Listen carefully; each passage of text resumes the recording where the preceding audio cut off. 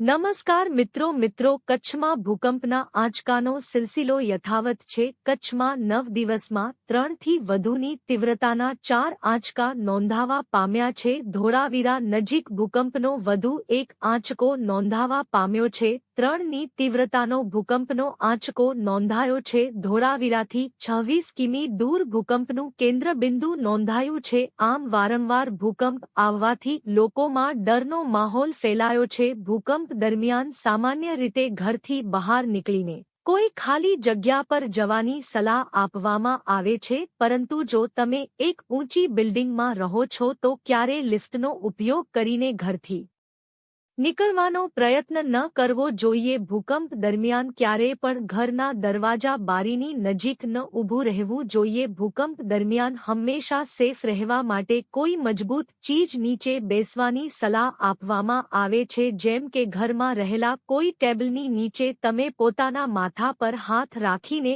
બેસી શકો છો। ત્યારે જો ભૂકંપના ઝટકા હળવા છે તો ઘરના ફ્લોર પર બેસી શકે છે। જો તમે નીચે જ રહો છો, એકદમથી બહાર નીકળી શકો છો તો જલ્દીથી ઘરેથી નીકળીને બિલ્ડિંગથી દૂર ઊભા થઈ જવું।